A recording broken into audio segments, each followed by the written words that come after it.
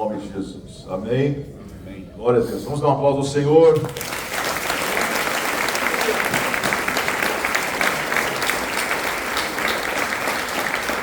Aleluia. Você também que está nos assistindo pela câmera, não vai sair do live, porque nós estamos sem eletricidade, mas você vai ver esse culto de repente hoje à noite ainda ou até amanhã cedo. Vamos dar uma aplauso ao Senhor por essas vidas que estão conectadas.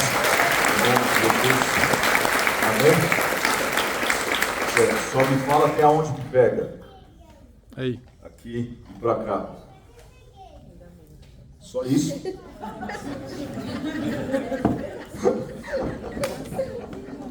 Glória a Deus, não dá para se mover muito. Né? Amém. Então, se você, glória a Deus. Uma semana já que estamos aqui. Ministrei na terça, quarta, quinta, sexta, domingo, 2 vezes. As mensagens estão todas disponíveis. Se você perdeu alguma delas, cada uma delas tem algo muito, muito tremendo. Na semana passada eu falei sobre batalhas além da tempestade. Eu quero fazer uma recapitulada, porque no texto que nós vamos usar vai ter uma continuidade disso que nós vimos na semana passada. Pensei em falar sobre Decápolis, cada cidade tem um significado, mas eu nem sabia que ia acontecer isso com a eletricidade. Nós precisamos da eletricidade para poder ter uma dinâmica melhor em relação a isso. Então eu vou ministrar uma outra palavra, mas na terça-feira foi isso, batalha das tempestades. Na quarta-feira, uma palavra breve, no aniversário da Dona Francisca, sobre o Salmo 91, versículo 1, que aquele que habita no esconderijo do Altíssimo, à sombra do Onipotente descansará. Na quinta-feira, culto profético com o pastor Wagner, estive ministrando como ouvir a voz de Deus. Na sexta-feira, que nós vamos dar continuidade nessa sexta, se você quer aprender mais sobre a armadura de Deus. Quantos estiveram aqui na sexta? Foi bênção ou não foi? Nós vamos dar continuidade, é uma dinâmica muito legal. De repente, no futuro próximo, a gente pode fazer uma série só com o livro de Efésios. Eu ministrei 14 mensagens lá nos Estados Unidos sobre o livro de Efésios, algo assim que para mim foi uma revelação muito grande, e eu tenho certeza que vai abençoar a sua vida. No domingo, ministramos a conexão do Salmo 133 com a dinâmica de Atos de 1 a 7. Na parte da manhã deu para cobrir um pouco, continuamos na parte da noite.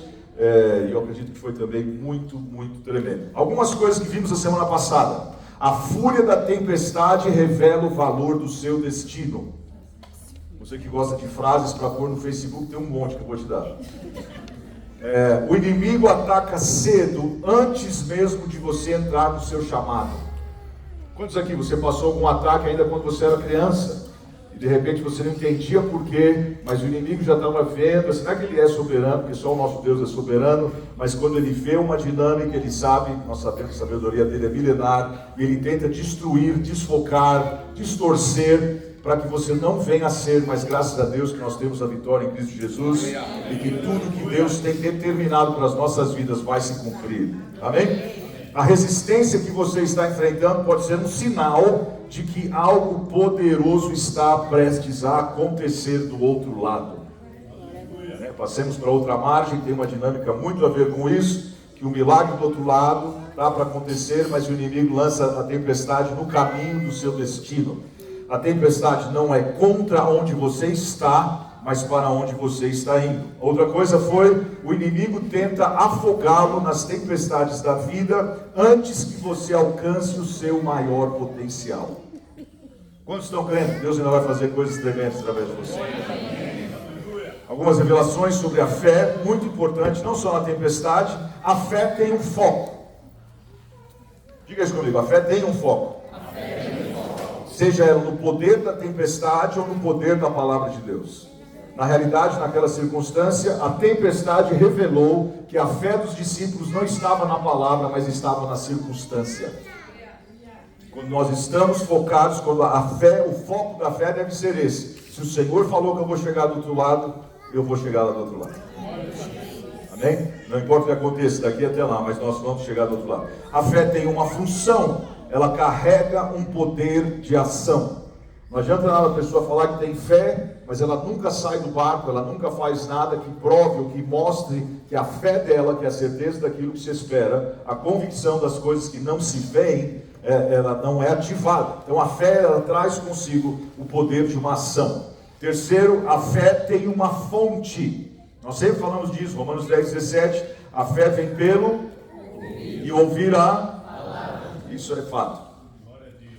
A fé vem pelo ouvir. O terceiro ponto foi o impacto da opressão demoníaca. E talvez você conheça alguém ou esteja embaixo de opressão, não possessão. Tem pessoas que, em alguns casos existem, onde a pessoa é possuída, mas eu acredito que na maioria das vezes o que nós vemos na igreja são pessoas oprimidas. O inimigo ele lança, às vezes, sugestões, e em vez de a pessoa lutar e guerrear e não aceitar, ela acaba recebendo.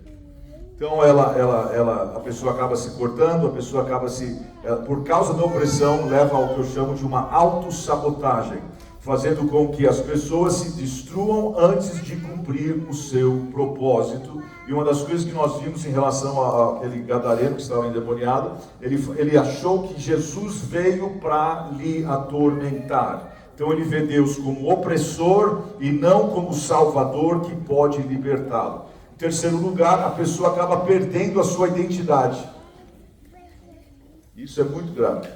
E talvez eu até fale um pouco mais sobre isso na sexta-feira, a importância de você entender que você é mesmo filho e filha do Deus Todo-Poderoso. Amém? Ele está aprisionado em lugares de morte, a gente sabe que ele não saía, de sepulcros. O inimigo quer te levar para que você ache que é normal uma vida distante do seu propósito, sem esperança e sem direção, mas nós estamos aqui declarando que o seu propósito, o propósito de Deus na sua vida e na minha vida, vai se cumprir em nome de Jesus. Amém? O poder de Jesus de transformação do território, nós vimos, é muito incrível, que foi quando ele pisa naquela região, logo vem o homem endemoniado para ter um encontro com ele. Então é muito importante você tomar posse disso, que existe uma unção na sola do seu pé.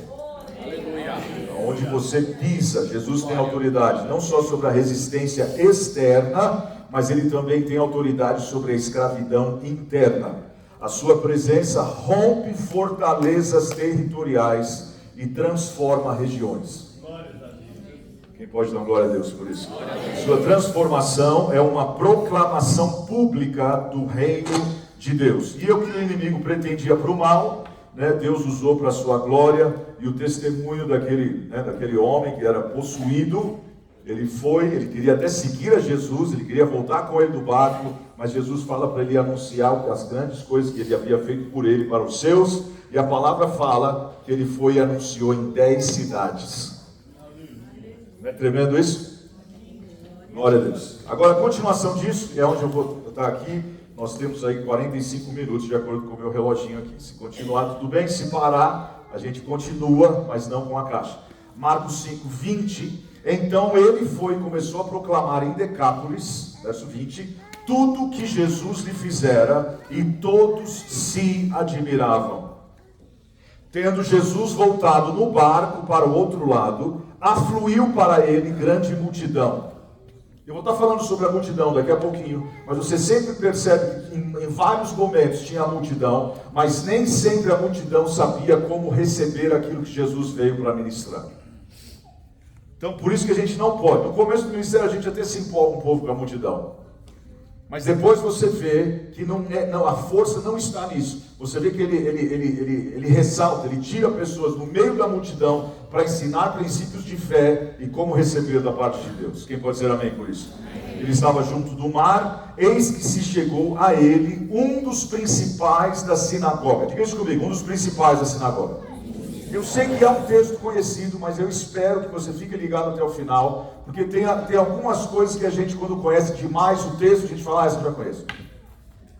E aí você acaba perdendo aquilo que Deus quer trazer do novo. Mas em relação a isso, um dos principais da sinagoga, chamado Jairo, vendo, prostrou-se aos seus pés, insistentemente lhe suplicou, minha filhinha está à morte, vem, impõe as mãos sobre ela, para que seja salva e viverá. Jesus foi com eles. Mas você vê que quando ele chega em Gadara, a cidade anterior, o endemoniado veio ter com ele. Agora, quando ele retorna do barco para o outro lado, Jairo veio ter com ele. E eu gosto de enfatizar isso, porque eu creio nisso demais. É uma tomada de território. Quem pode dizer amém por isso? Amém. Tomada de território, irmão. O principal da sinagoga, o que ele fazia? Ele era responsável pela manutenção da sinagoga. garantindo que ela estivesse limpa, devidamente mantida e pronta para adoração e ensino. Ele, como principal da sinagoga, supervisionava quem leria ou exporia a Torá e também assegurava que o culto funcionasse sem problemas. Certamente ele também protegia os rolos da Torá. Não é igual a Bíblia, né, que a gente tem hoje, se bem que hoje é mais assim, né? Tipo, não é abra a sua Bíblia, é ligue a sua Bíblia. Do celular. Certamente ele também protegia os rolos da Torá. Parte de seu papel, né, o que deveria acontecer com ele teria sido garantir que os regulamentos relativos à limpeza cerimonial fossem seguidos dentro da sinagoga. Como líder, Jairo era muito respeitado e muitas vezes atuaria como mediador ou conselheiro em assuntos comunitários. É importante a gente saber disso, que você vai ver. Então não era só qualquer pessoa, ela tem um problema, a filho dele estava à morte. Não, tem uma dinâmica em cima disso. O nome Jairo, dos significados do nome Jairo é aquele que é iluminado por Deus. Tem algum Jairo aí? Não tem? Aleluia! Tem? Glórias a Deus! Amém. Quando ele vê Jesus, ele se prostra. Agora você tem noção, é isso que eu quero que você veja. O que era para ele, sendo o principal da sinagoga, se prostrar diante de Jesus, aonde todos os fariseus eram contra ele. E Jairo, sendo um principal da sinagoga, ele teve que tirar tudo isso de lado, porque para ele o mais importante não era aquilo, a religião, mas era receber da parte de Deus um milagre que só ele podia fazer. Quem pode dizer amém por isso? Então o primeiro ponto tem a ver com revelação sobre reputação. Hoje tem muita gente que não se converte por causa disso. Elas ficam pensando do que elas vão perder se elas abraçarem a Jesus de verdade. Ele se prostra, ele se humilha, ele deixa de lado o orgulho, ele deixa o status, e para ter a atenção de Jesus. Eu gosto de conectar sempre com Efésios, porque o que eu vejo em Efésios 1,16? Paulo fala assim: não cesso de dar graças por vós, fazendo menção de vós nas minhas orações, para que o Deus de nosso Senhor Jesus Cristo, o Pai da glória, vos conceda duas coisas: espírito de sabedoria e de revelação. Glórias a Deus. Se você está começando na sua caminhada, não conheço todos aqui, mas se você tem dificuldade, eu não sei o que orar, como orar, algo que eu acho muito válido é você ir nas orações do Novo Testamento e você repetir essas orações na sua vida. Se Paulo, que era um apóstolo mais usado, escreveu 2/3 do Novo Testamento, se ele orava pela igreja de Efésios, para que Deus nos concedesse espírito de sabedoria e de revelação, nós também devemos orar: Senhor, nos concede espírito de sabedoria e de revelação. Aleluia. E ele explica que tipo de revelação que é, não é qualquer tipo de revelação. Eu quero espírito de sabedoria e de revelação no pleno conhecimento dele. Espírito de sabedoria e de revelação, conhecimento dele. Aí ele enfatiza no verso 18: iluminados os olhos do vosso coração, para saberdes. Então ele quer que eles saibam disso. Qual a esperança do seu chamamento? Quantos aqui gostariam de saber qual que é a esperança do seu chamado? Aleluia. Ok, 5 pessoas. Quantos aqui querem saber disso? Qual que é a esperança? Você não quer saber, mano? Já pensou? Por que eu estou aqui? Qual que é o alvo? Qual que é o propósito? Por que Deus me chamou? Por que Ele escolheu? Por que não é outra pessoa? Tem livros que saíram, tem um lá, acho que é do Rick Renner. O título do livro é I Don't Even Know Why God Chose Me. Ou eu não me escolheria, uma coisa assim. Eu não sei porque Deus não me escolheu, eu mesmo não me escolheria. Então, qual que é o propósito do seu chamamento? Segundo, qual a riqueza da glória da sua herança nos santos? Como você caminharia hoje, se você soubesse que existe uma herança para você hoje, em Cristo Jesus, que você nem começou a usar ela na terra ainda? Aleluia. Qual a suprema grandeza do seu poder para os que cremos, segundo a eficácia da força do seu poder? Então você vê que ele não se preocupou com a reputação dele, porque ele teve uma revelação. Segundo lugar, ele adorou. Diga isso comigo, ele adorou. A verdadeira adoração emerge de um lugar de rendição e conhecimento do poder e autoridade de Jesus. Em um dos evangelhos é bem claro, diz assim, ele se prostrou e o adorou. Ele não cantou um louvor, ele não cantou um cântico, ele não cantou um hino, ele não cantou nada, nada. A declaração dele, quando ele fala, ela está a ponto de morte, mas eu creio, eu rogo-te que venhas e põe as mãos sobre ela para que ela sare e viva. Essa é uma adoração, porque eu sei que ninguém mais pode fazer isso. Eu estou reconhecendo que só o Senhor é Deus para poder trazer um milagre na minha vida. Isso é uma adoração. Quem pode dizer amém? Amém? Alguns outros exemplos. Maria, irmã de Marta e Lázaro, Lucas 10, 39, João 11, 32, a gente não vai lá porque não tem tempo. Maria muitas vezes se encontrava aos pés de Jesus, seja em adoração, aprendendo com ele ou lamentando a morte do seu irmão. O leproso samaritano, Lucas 10, 17, 16. 10 leprosos foram curados, apenas um voltou para agradecer a Jesus, caindo aos seus pés em gratidão. Marcos 5,6, o demoníaco na região de Gadarenos, o homem possuído por demônios correu para Jesus, caiu aos seus pés e reconheceu sua autoridade. A mulher pecadora, Lucas 7,37, num ato de arrependimento e devoção, ela unge os pés de Jesus com suas lágrimas e enxuga os seus cabelos. Maria Madalena, João 20,17, após a ressurreição de Jesus, Maria Madalena caiu aos seus pés em reverência e adoração, quando o reconheceu. Ou seja, isso é muito importante. A verdadeira adoração, como demonstrada por Jairo, não é apenas uma expressão de louvor, mas um reconhecimento profundo da autoridade e do poder de Jesus. Aleluia, glórias a Deus. Vocês podem ver, quem me acompanha já há algum tempo sabe, irmãos, quando eu oro por cura, isso tem que estar muito enraizado, para aquele que ministra e para aquele que recebe. Glória a Deus. A gente, nós mesmos não podemos fazer nada. A autoridade, o poder, a unção vem do Senhor. Por isso que a glória volta para Ele. Você vê que quando Jesus, quando ele ia ministrar, na cidade dele, onde o povo não acreditava, por isso que ele até fala aquela passagem, que um profeta é sem honra na sua própria casa, e ele só impôs as mãos em alguns enfermos e os curou. Você percebe o quê? Quando há imposição de mãos, é porque a fé já está caída. Na realidade, não precisaria nem impor as mãos. O Zé mesmo que está aqui, falou que a Shirley foi curada domingo. Ela estava lá na cantina. Não. Aqui atrás. Um problema no ombro. Enquanto nós orávamos aqui no altar, ela foi curada lá atrás. Quem pode dizer glória a Deus por isso? Irmão, só o Senhor pode fazer essas coisas. Então, mas isso deve estar muito firmado. Quando nós estivermos orando pelos enfermos, a autoridade vem dele, o poder vem dele, e toda a honra e toda a glória seja dada ao Rei dos Reis e Senhor dos Senhores. Pode aplaudir o Senhor por isso?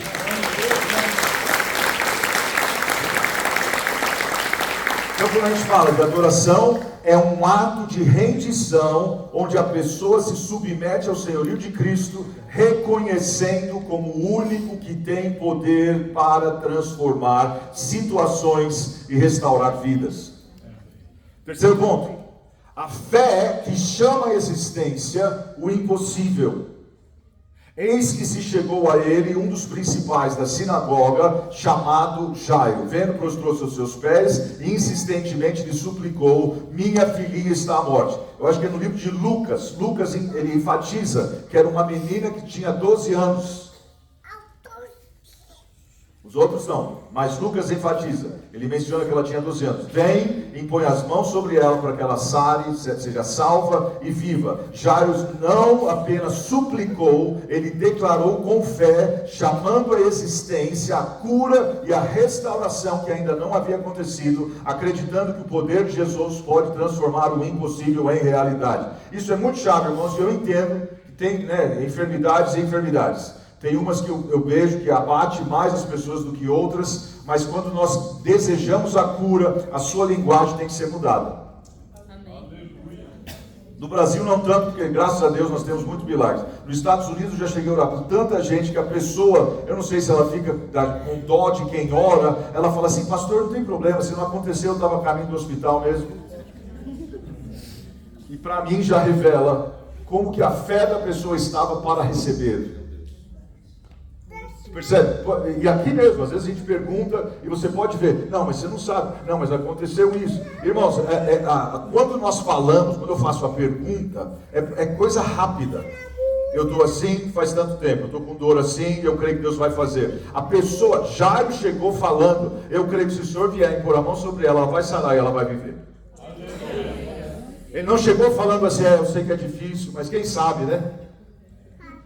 Não, tudo é possível aquele que crê, mas se não acontecer, tem misericórdia, Senhor.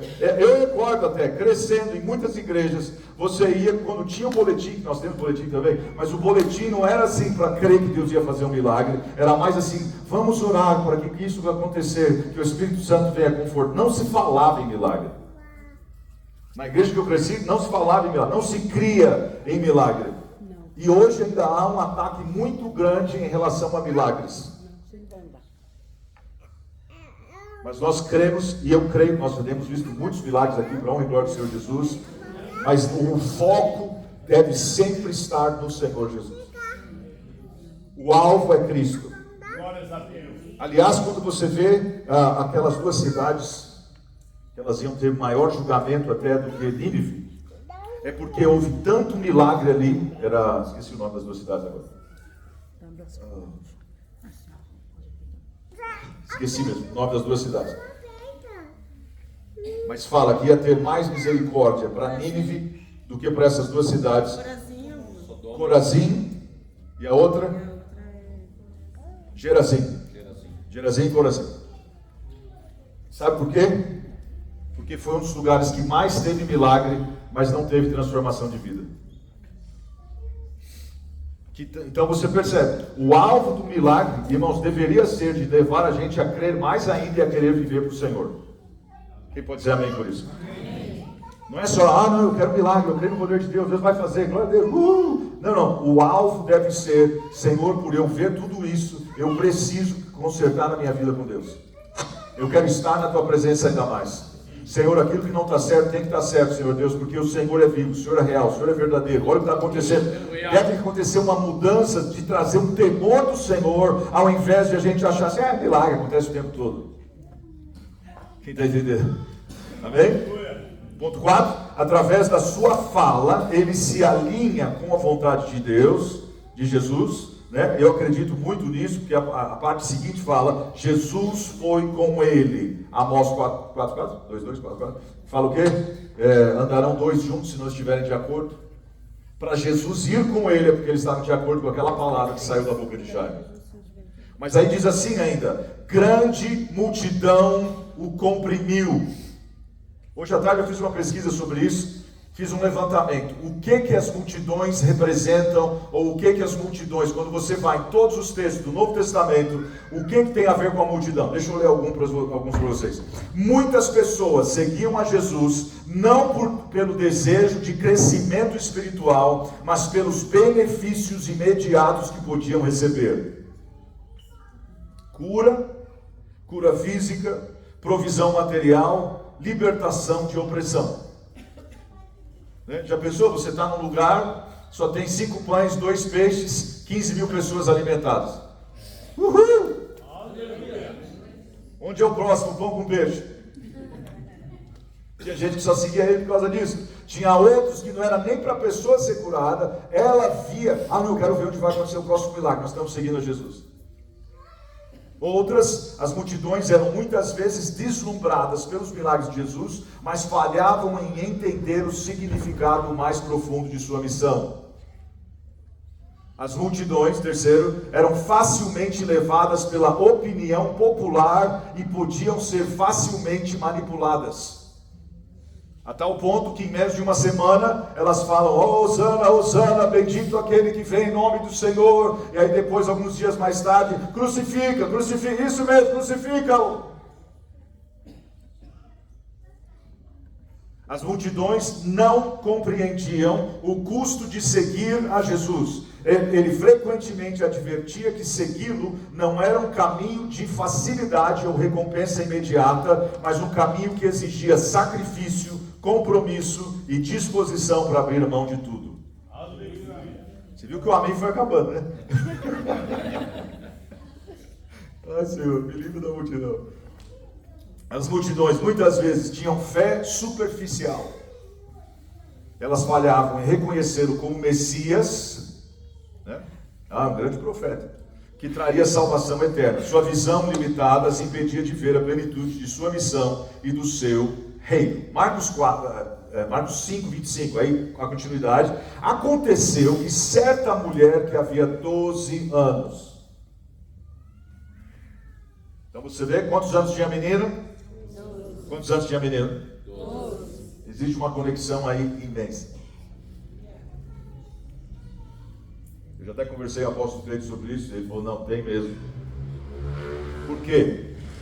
Jairo, sendo o principal da sinagoga, ele deveria ser um dos homens que ia impedir ela de entrar na sinagoga porque ela estava imunda.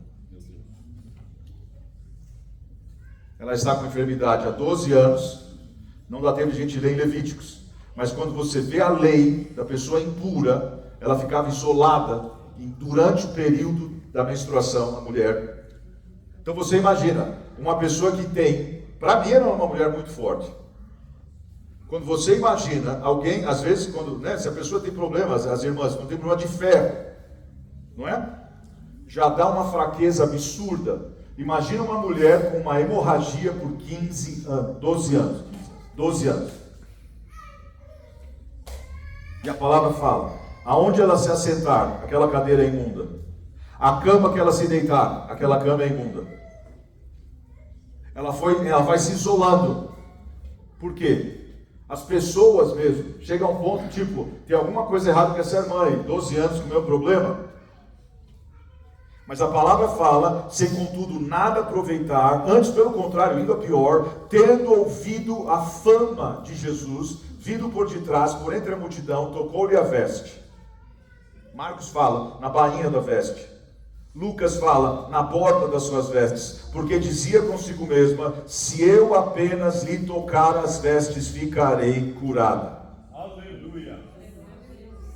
Então, isso a gente sabe, sofria de hemorragia, não só sofria com hemorragia, sofria no silêncio.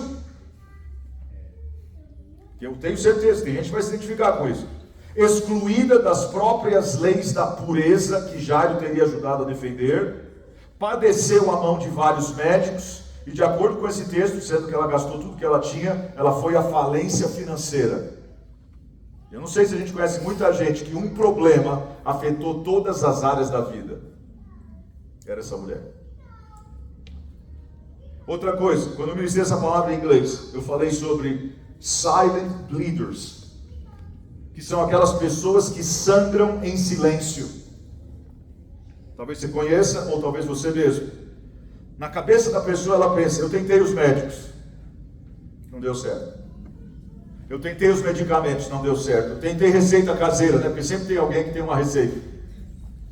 Olha, toma dessa flor, amassa com isso daqui, toma com mel, faz desse jeito, faz daquele jeito. Não, isso daí não, tem que acontecer. Eu tentei as receitas, eu tentei a terapia, eu tentei. Aliás, eu tentei até a igreja. Mas no momento que as pessoas souberam que eu estava sangrando, isso atraiu todos os tipos de reações. Irmão, sabe o que eu percebo em 30 e tantos anos já servindo ao Senhor? Às vezes a gente não sabe absolutamente nada da pessoa que está sentada à nossa direita ou à nossa esquerda.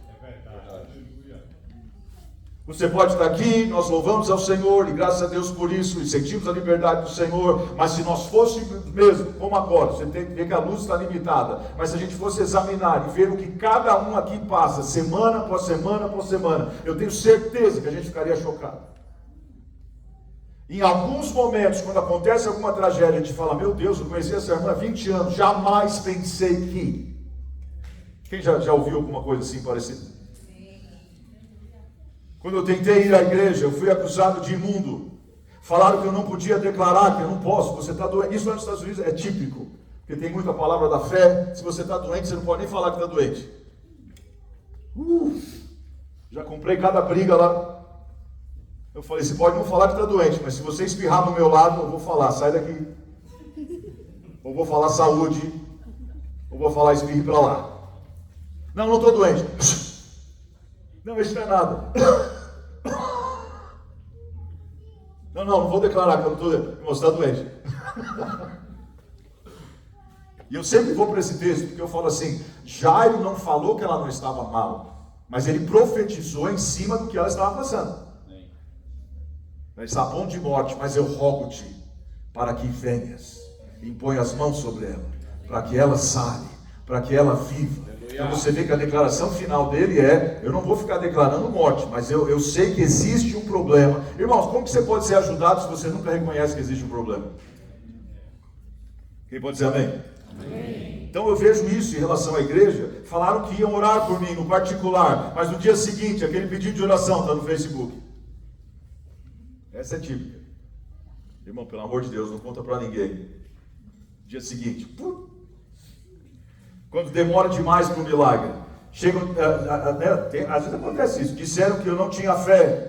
Então é isso que eu vejo quando eu falo, tentei a igreja, eu gastei todo o meu dinheiro tentando encontrar a cura, não consegui, eu gastei a minha energia querendo ser curado, não consegui, passei anos da minha vida tentando descobrir por que estava sangrando por tanto tempo.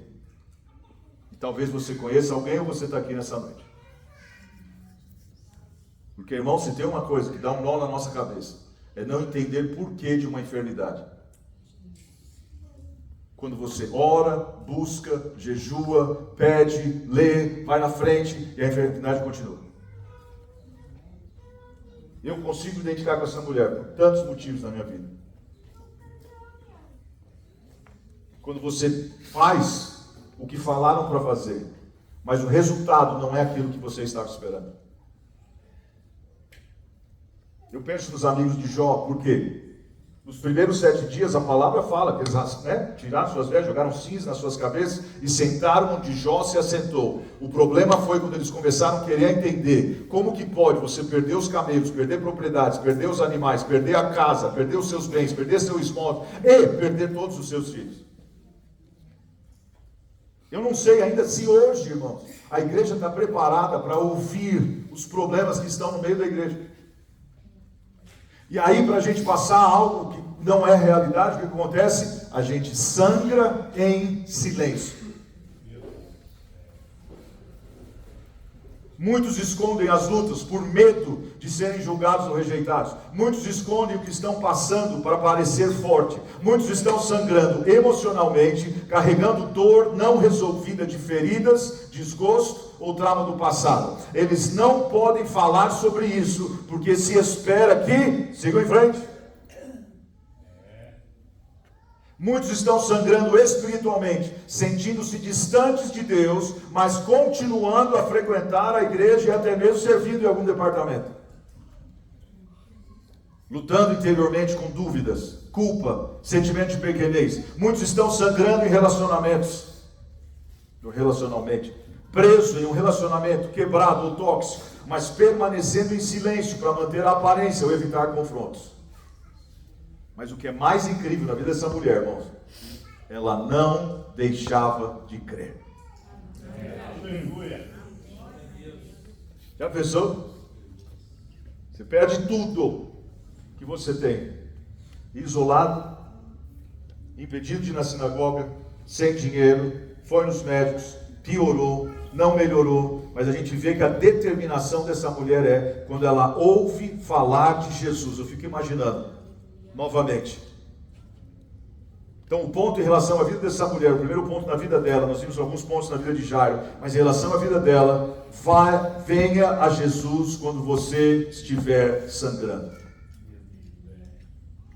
Mateus 11, 28, vinde a mim todos os que estáis cansados e sobrecarregados, e eu vos aliviarei. Tomai sobre vós o meu jugo, aprendei de mim, porque sou manso e humilde de coração, e achareis descanso para a vossa alma, porque o meu jugo é suave e o meu fardo é leve. Quem pode dar uma glória a Deus? Aleluia.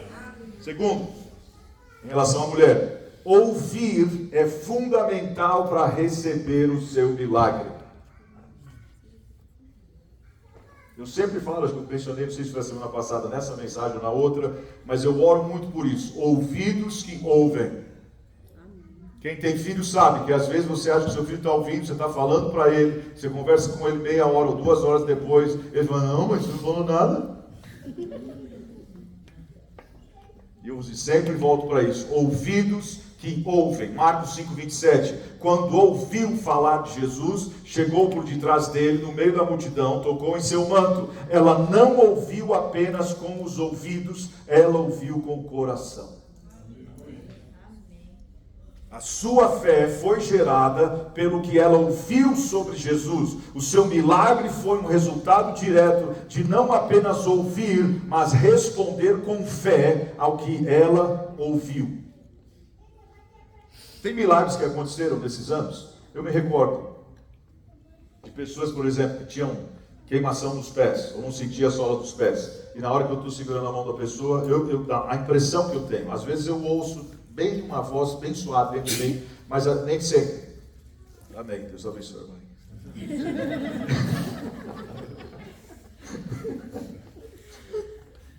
E eu segurando a mão da pessoa, a impressão que eu tenho é, pede para ela pular. E a pessoa, às vezes ela olha para mim assim, você não está entendendo? Eu estou morrendo de dor, se eu pular, vai piorar. Mas a maioria das vezes a pessoa ela obedece. E na hora que o primeiro pulo que ela dá, a cura se manifesta.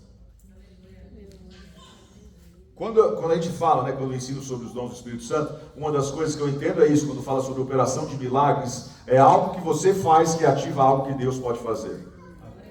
Tem esses dois lados. Então a pessoa ela pula, ela toma posse, ela se apropria, a palavra foi liberada, e aí na mesma hora o milagre acontece. Então tem muito disso, por isso que eu falo para a pessoa, você não conseguia mover, qual que é a prova de que Deus fez o milagre? Então move. Aí quando a pessoa começa a querer justificar, ela não ouviu ainda com o ouvido. Mas dói, mas não vai dar. Mas você não crê? Não, eu creio. Você percebe? O ouvir com o coração, Senhor, com base na tua palavra. Os 10 leprosos, não foi? Acho que esse é um caso, onde conforme eles foram, a cura foi manifesta. A cura não tinha sido manifesta. Ao ir aonde Jesus falou, o milagre aconteceu. Então, depende de você fazer alguma coisa. Então, você vê, o seu milagre é resultado direto, não apenas de ouvir, mas responder. Jesus frequentemente falava sobre a importância de ouvir, não apenas com os ouvidos físicos, mas com os ouvidos espirituais, Mateus 13:15, pois o coração desse povo se tornou insensível e de má vontade, ouviram com os seus ouvidos, fecharam os seus olhos, se assim não fosse, poderiam ver com os olhos, ouvir com os ouvidos. Esse é o texto que eu uso sempre. Ver com os olhos, ouvir com os ouvidos, entender com o coração, converter e eu os curaria. Você percebe a sequência? Ver com os olhos, ouvir com os ouvidos, entender com o coração. Converter-se e eu os curaria. Eu sempre falo isso, irmãos. Ninguém vai mudar só porque você for, você precisa mudar. Mas se a pessoa ver, ouvir, compreender, ela vai mudar. O fato da pessoa não ter mudado ainda é porque ela ainda não ouviu com o coração. Porque quando você ouve com o coração, eu sempre uso esse exemplo. Você pode falar 1 milhão de vezes, mas a hora que entra, que a pessoa entende, é aquele aha moment que eu falo. Quando ela entende o que você está querendo dizer, até mesmo em conversa. Você sabe disso. Às vezes aquilo que você fala não é o que a pessoa entende. Esses dias eu estava falando com as minhas filhas, elas gostam muito de texting. Eu não gosto. Porque não tem emoção, aí eu tento colocar os rostinhos, o emoji, o coraçãozinho, e elas acham aquilo brega. Aí eu falo, não, quero que você saiba, coraçãozinho. Diferente de falar, eu te amo, minha filha. Entendeu? E elas não, elas escrevem e escrevem rápido ainda. Aí ontem minha mãe falou assim, não, sabia que você pode digitar e o WhatsApp, ele escreve tudo. Eu não sabia, então a partir de agora vai ser mais rápido. Mas, aí eu falando com elas falaram assim, não pai, é que quando você fala, que eu sempre falo, todas as noites, porque eu quero que elas saibam que eu amo ela. Quando eu entro no avião, eu mando uma mensagem para cada um deles, amo vocês, não sei o que pode acontecer, eu quero que a última mensagem é, o pai ama vocês. Sempre. Qualquer lugar que eu vou. Aí eu falei assim, não filha, mas você não responde e tal. Aí ela falou, não pai, é que quando você fala good night, I love you, boa noite, eu te amo, você está querendo dizer, não converse comigo. Eu falei, não! Onde você viu isso? Você falou, boa noite, eu te amo. Eu falei, mas vocês não responderam nada. Elas falaram, a impressão que a gente tinha é que você não queria conversar. Eu falei, ah. Ela falou, aí eu perguntei, então o que é bom eu falar? Não, antes de falar boa noite, você pergunta, como foi seu dia? Né? Porque os horários também não se encontram, entendeu? Agora são o quê? Aqui é quase 9, lá 2 horas para trás são 7, aí se tem culto lá não dá para atender, aí quando aqui é meia-noite já estou indo deitar, e é 10 da noite lá, isso quando não está em outro país, que é 12 horas de diferença, aí entorta tudo mesmo. Mas aí dá para ver muito claro, um só exemplo, aonde às vezes aquilo que você fala não é o que a pessoa entende. E uma das melhores maneiras de resolver é, peraí, eu não sei se eu estou entendendo o que você está querendo dizer, que a gente não tem muito hábito disso também. De voltar na conversa, você falou isso, eu achei que foi meio estranho, você pode esclarecer para mim, porque eu entendi dessa maneira. Irmãos, e quando a gente faz, é onde os relacionamentos eles ficam mais firmados na rocha. Porque relacionamento superficial, não. Entendeu? É aquela conversinha, mas quando você tem pessoas que você investe, você quer entender, tem tudo a ver com ouvir com os ouvidos. Se você sabe ouvir, né, o que a pessoa quer dizer, quando você for falar também, ela vai te respeitar, porque você ouviu a história dela. E às vezes a história é longa. Quem pode dizer amém? Amém. Misericórdia, né? A fé vem pelo ouvir, Romanos 10, 17, assim a fé vem pelo ouvir a palavra de Cristo. A diferença entre ouvir e escutar, quando realmente ouvimos, somos levados a agir com fé, assim como a mulher foi. Tiago 1, 22, esse texto é incrível, 22 até o 24. Sejam praticantes da palavra e não apenas ouvintes, enganando vocês mesmos. Aquele que ouve a palavra, mas não a põe em prática, é semelhante a um homem que olha a sua face no espelho e depois de olhar para si mesmo, sai logo e esquece a sua aparência. Então, ouvir não é apenas o ato de escutar com os nossos ouvidos, mas de receber a verdade de Deus em nossos corações, e através da audição que a fé é gerada, e através da fé que milagres acontecem. Quem pode dizer amém? Amém. Marcos 5, 27. Ouvindo falar de Jesus, veio por detrás entre a multidão. Vai vendo. Ouvindo falar, veio. Ouvindo falar, veio. Ouvindo falar, veio. Diga, ouvindo falar, veio. Entre a multidão, tocou na sua veste, porque dizia, na Bíblia Amplificada em inglês diz, she kept saying to herself, ela continuava a dizer consigo mesma, se tão somente tocar nas suas vestes, sararei. A outra lição que eu vejo em relação a essa mulher, a fé declarada alinha o coração com o propósito de Deus. Quem pode dizer amém por isso? Amém. Provérbios 8, 21. A morte e a vida estão no poder da... O que bem a utiliza, come do seu fruto. A declaração de fé da mulher estava alinhada com o propósito de Deus, que é trazer cura e restauração. Às vezes eu até pergunto para a pessoa, o médico falou que eu vou ter que operar assim, em agosto ou setembro, ou o que for. Você quer operar? Não, não quero. Mas qual é a sua declaração? O que você está esperando? Não, eu creio que Deus pode fazer, ou eu quero que Deus abençoe a cirurgia. É o que você está declarando. Eu vejo que a forma mais rápida é o Senhor curar. Eu me recordo que uma vez eu estava em Colombo, lá no Paraná, ministrando numa igreja bem jovem, e uma avó vem com um netinho, ele tinha a caixa torácica para dentro. Me recordo como se fosse hoje, crescia pequenininho, ela pegou a criança, e ela falou, pastor, o médico falou que se...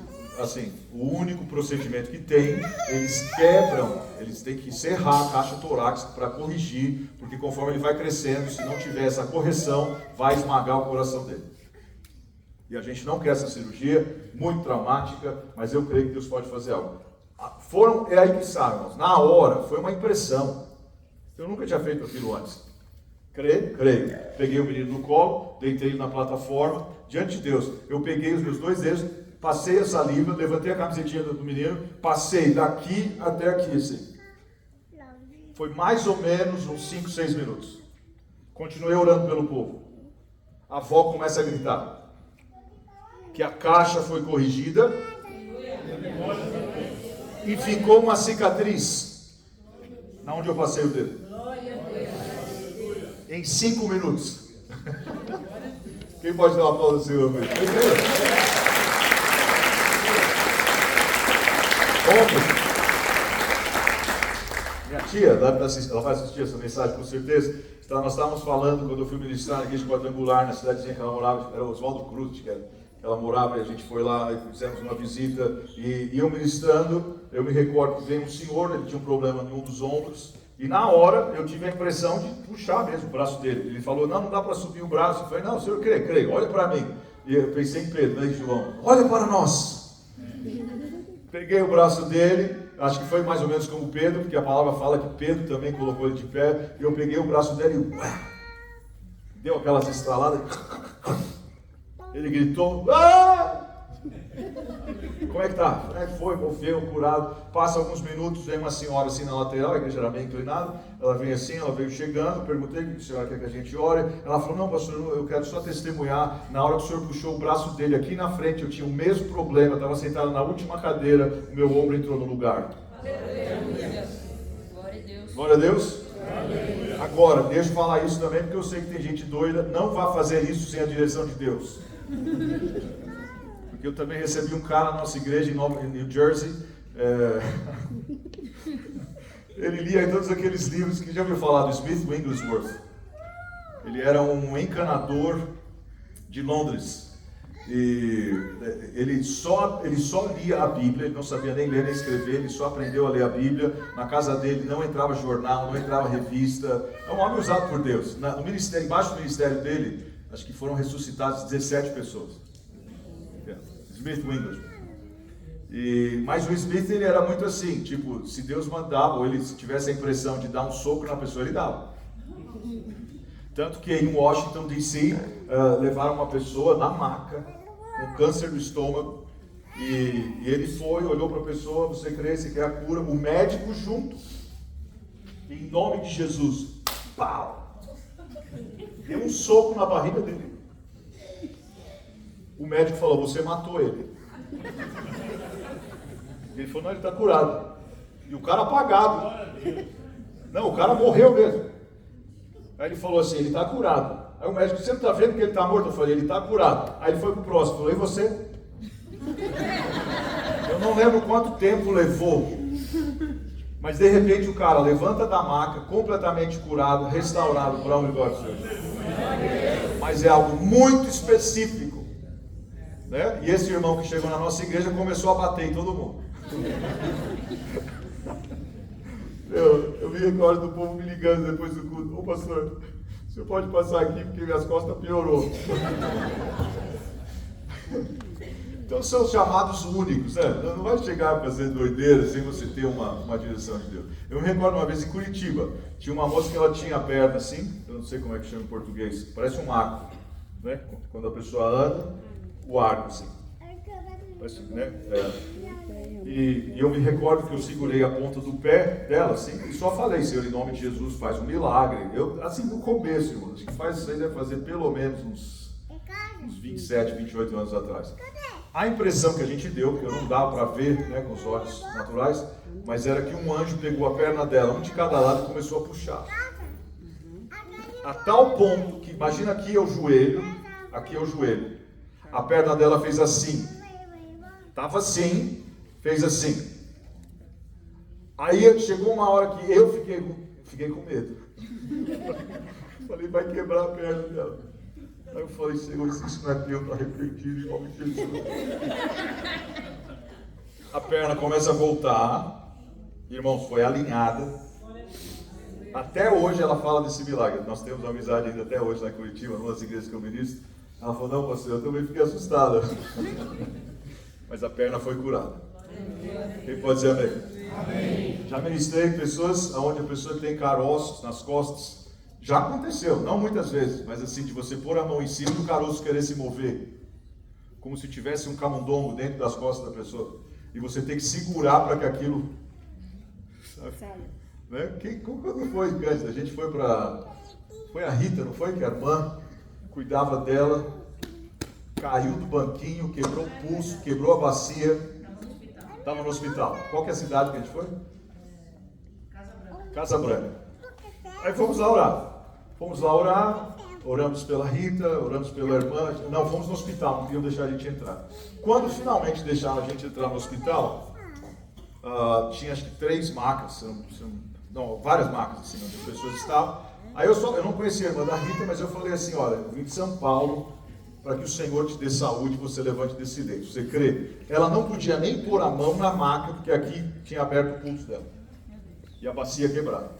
Aí ela falou, pastor, vai ajudar se a dor na bacia for curada primeiro.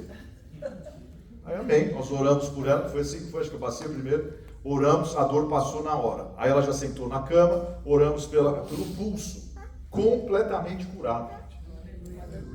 Ela levanta da cama e anda. E acho que tinha uma pessoa que ficou com medo, né? Numa das camas, não quis oração. E a outra, acho que estava com problema no rim também, pediu oração e foi curada também. Então, irmãos, assim, o Senhor vai te dando experiências que vai fortalecendo a sua fé também. Entendeu? Eu já orei por quase, eu imagino, quase tudo assim que a gente imagina. Entendeu? E eu procuro estudar e entender um pouquinho mais, né, da dinâmica do corpo humano e tal, e como que acontece, por que é e tal. Então, assim, quando eu menciono, é porque eu já vi tantas pessoas. Aí eu pergunto se tem uma enfermidade. Eu lembro uma vez, essa foi engraçada. Eu e o apóstolo Cleito fomos numa casa, no comecinho do ministério, e eu não sabia o que era a pleura. Quem aqui não sabe o que é a pleura? Não sabe? Eu também não. Então, assim, na hora que a irmã falou que estava um problema na pleura, eu achei que era algo do mal, e eu pedi para Deus tirar a pleura. Então, remove essa pleura, Pai, em nome de Jesus. E o Cleiton do meu lado falou, não remove não, Senhor. Não remove não. Aí eu olhei para ele e falei, o que é a pleura? Ele falou, a pleura é a película que envolve o pulmão. Se remover, ela morre. Eu falei, ok, Senhor, então dá uma pleura nova para ela. Então saiba, se você não sabe o que é, peça. O que é isso? Eu não sei o que é, entendeu? Antes de você pedir para Deus tirar, não pode tirar. Já tive um momento lá nos Estados Unidos, às vezes vem, né, o pessoal liga, eu fico sabendo de alguém que foi curado. Recebi uma ligação de um cara que estava em Springfield, eu moro 2 horas de Springfield. E ligaram para mim achando que eu era padre. Mas eles só falaram quando eu cheguei no hospital. Aí eu pensei, 2 horas de viagem, eu não vou nem falar nada. Porque eles queriam que eu ministrasse a extrema-unção, né? Não sei como eles chamam. Tipo, né, de abençoar a pessoa para morrer, porque o médico falou 36 horas. Aí eu cheguei, comecei a contar os testemunhos, o olho, assim, a família estava reunida. Aí um deles, acho que olhou para o outro e falou assim, acho que a gente chamou o padre errado. Eu sei que esse homem saiu do hospital em 72 horas curado. Não sei se a família não ficou muito feliz, porque eu acho que ele tinha uma herança boa também a ser recebido. Mas assim, foi engraçado ver aquela dinâmica, eles achando que eu ia lá em nome do Pai, do Filho, e de repente o cara saindo do hospital curado.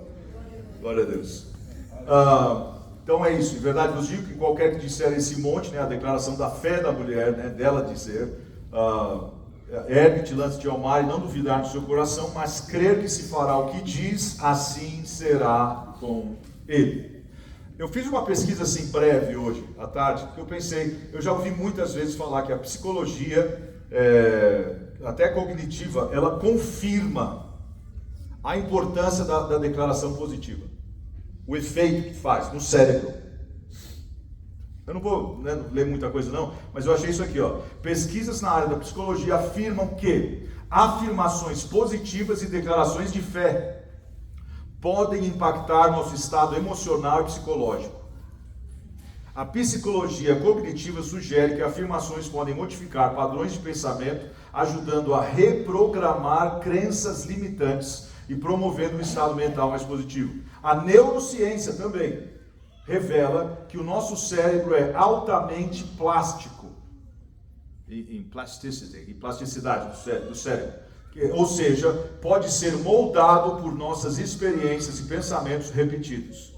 Estudos sobre a neurociência da fé, tem pessoas que já estudam a neurociência da fé, indicam que pensamentos e palavras positivas podem estimular a liberação da dopamina e a oxitocina, que são neurotransmissores associados ao bem-estar, à confiança e à cura emocional. A própria medicina já confirma isso. Agora imagina, você tem o poder da palavra, eles estão falando só como uma análise. Nós sabemos do poder da palavra, nós declaramos o poder da palavra, e ainda assim, às vezes o inimigo pega a gente de surpresa para falar o que a gente não quer falar. Ou ele tenta, usar uma situação, uma pessoa, para você falar o que não deve. Aliás, até a esposa de Jó. Por que você não amaldiçoa o seu Deus e morre? E em tudo isso ele não pecou com os seus lábios. Quem pode dizer amém por isso? Amém. Então, declaração de cura. Sabe, aquilo que eu faço aqui de vez em quando, quando eu estou ministrando, declare sobre você mesmo. Eu posso todas as coisas naquele que me fortalece. Aleluia. Em Deus eu farei proezas. Eu creio que o Senhor renova as minhas forças como a da águia. Aleluia. Eu creio, Senhor Deus, a tua palavra diz: subirão com asas como águias, correrão e não se cansarão, caminharão e não se fatigarão. Você declara isso de acordo com a ciência, você está criando pathways, você está criando caminhos do seu cérebro, aonde a dopamina e oxitocina, neurotransmissores, então eles são ativados. Sempre, declara, não quero. Se Moisés com 120 anos tinha a vista forte, Senhor, eu não quero usar óculos. Eu declaro, Senhor Deus, em nome de Jesus, a minha vista sendo restaurada.